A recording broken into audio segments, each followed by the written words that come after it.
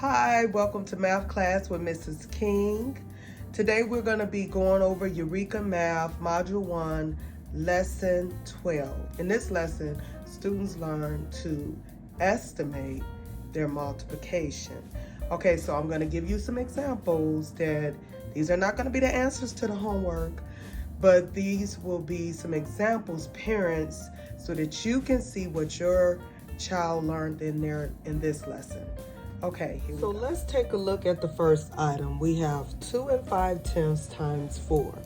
So I gave my students the example that, let's say a bag of Takis costs $2.50, and I wanted to get 4 bags of them from Walmart. So instead of having to pull out my calculator or having to pull out some pencil and paper and figure out how much money I need to take with me to Walmart to get those Takis, one way you can do it is you can come up with an estimation. So estimating is something that's quick and you should be able to do it in your head. So how would I estimate this? So I will only pay, here I have a decimal number, but I'm only going to pay attention to my whole number, which is 2. So keep in mind, here's our decimal. Any number in front of the decimal or to the left of the decimal are whole numbers.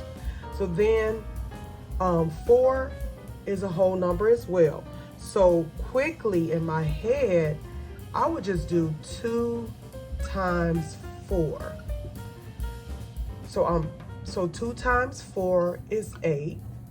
And this allows me not to focus on the decimal part, but just to do a quick calculation.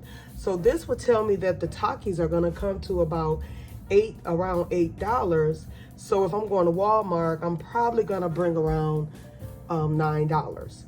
But then they provide you with some choices. Okay, so that was just an example to relate it to real world. But here are the choices. We have, is our estimation 1/10, 1 whole, 10, or 100? So when I did that quick calculation and got 8, I can see that 10 would be the best estimation, okay? Now, let's look at this one here at the bottom. We have 8 times 6 and 22 thousandths. Now, again, you just want to focus on your whole numbers.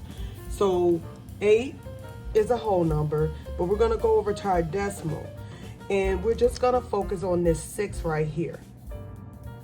So then, again, when you do an estimation, you don't want to have to worry about pulling out a calculator. You don't want to have to worry about pulling out pencil paper.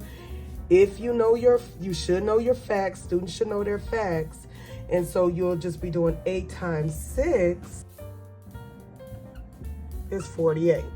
Okay, so now you're going to look at your choices. So here they made the choices a little bit more complicated, but you're going to just focus in on your whole numbers.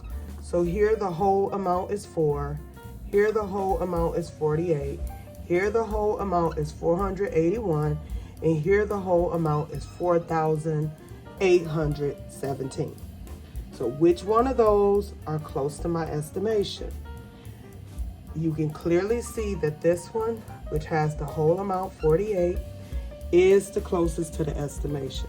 So even if they give you decimal choices and they're asking you to estimate, you only want to focus on the whole parts. And those are the numbers to the left of the decimal. And then again, when you're multiplying, because students should know their multiplication facts, they should just be able to mentally, in their head, do 2 times 4 for this one, and they could have quickly came up with 8 and saw that it was 10.